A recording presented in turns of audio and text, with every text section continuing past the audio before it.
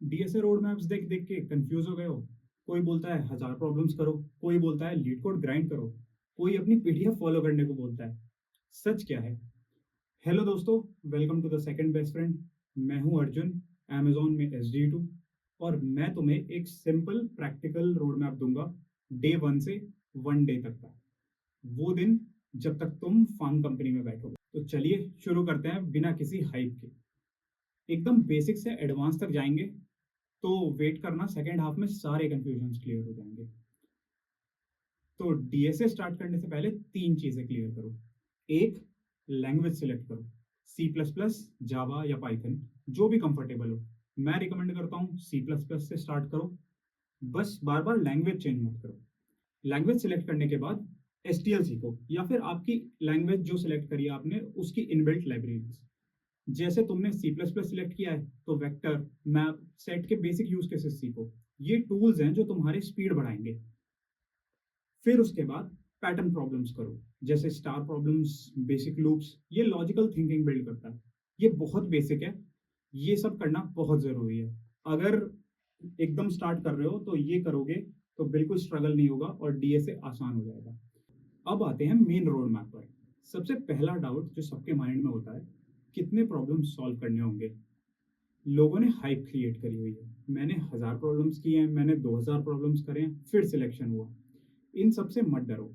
Answer simple है। अगर तुम पहली बार डीएसए कर रहे हो तो 400 से 500 प्रॉब्लम्स इनफ हैं।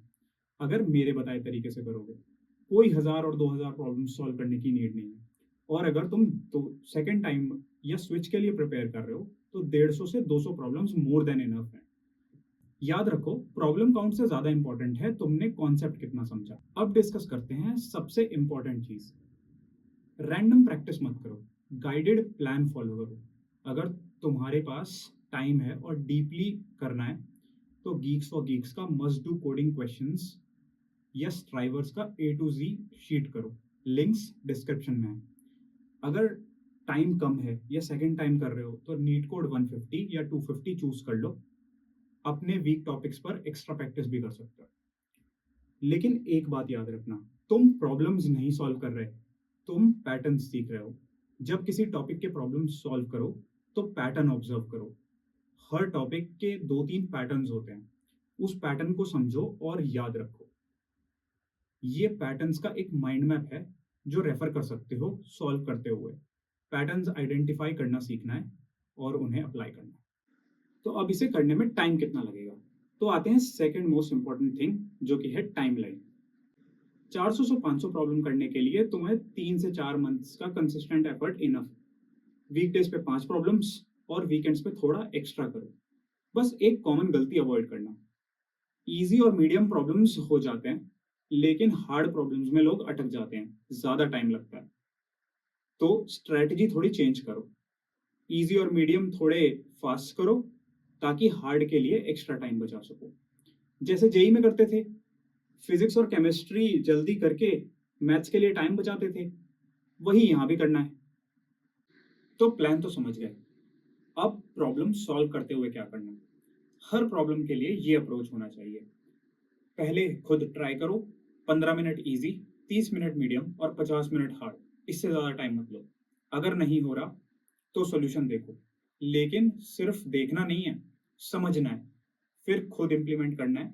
यही रियल लर्निंग होती है। तो अब एक चीज जो ज्यादातर लोग इग्नोर कर देते हैं, communication and test of understanding. Interview में आपका कोड नहीं, आपकी थिंकिंग हायर होती है, तो उसकी तैयारी करनी होगी। क्वेश्चन सॉल्व करने के बाद कैमरा ऑन करो और एक्सप्लेन करो क्या अप्रोच यूज करी और ये अप्रोच क्यों काम करती है। अप्रोच की टाइम कम्प्लेक्सिटी क्या है, अगर प्रॉब्लम थोड़ी चेंज हो जाए तो क्या करोगे।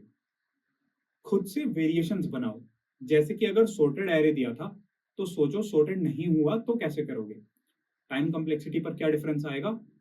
अगर सारे नंबर्स पॉजिटिव दिए थे तो सोचो कुछ नंबर्स नेगेटिव दिए होंगे तो क्या चेंज करना पड़ेगा। तो यही वो की आइडिया है जो तुम्हें एवरेज से अलग बनाएगा और तुम्हारी अंडरस्टैंडिंग इंप्रूव करेगा। तो अब सब समझ गए, तो ये सब कॉमन मिस्टेक्स मत करना। रैंडम प्रैक्टिस, कंपैरिजन, सॉल्यूशन बिना समझे कॉपी करना, रियल अंडरस्टैंडिंग और कम्युनिकेशन को इग्नोर मत करना। और हाँ, सबसे इंपॉर्टेंट, नोट्स बनाओ। डिटेल नहीं, बस की आइडियाज। रिवीजन से ही चीजें लॉन्ग टर्म याद रहती हैं। कॉमन मिस्टेक्स पर एक डिटेल्ड वीडियो भी बना रखा है, वो देख सकते हो। अगर आज से स्टार्ट करना है तो सिंपल प्लान फॉलो करो। गीक्स फॉर गीक्स या स्ट्राइवर्स वाली शीट उठाओ, लिंक डिस्क्रिप्शन में है। फर्स्ट टॉपिक से स्टार्ट करो, एरेज या स्ट्रिंग्स। 5 से 7 प्रॉब्लम करो, पैटर्न समझो, नोट्स बनाओ, रिवाइज करो और नेक्स्ट टॉपिक पे जाओ। बस यही कंसिस्टेंटली करते रहो। डीएसए हार्ड नहीं है, गलत तरीके से करना हार्ड है। अगर तुमने ये रोड मैप फॉलो किया तो क्लैरिटी आ जाएगी। कमेंट्स में बताओ ये वीडियो कैसा लगा, और इस टॉपिक पर और डिटेल्ड वीडियोस चाहिए तो वो बताओ। मिलते हैं नेक्स्ट वीडियो में। और हाँ, सब्सक्राइब कर लो, अच्छे वीडियोस आ रहे हैं।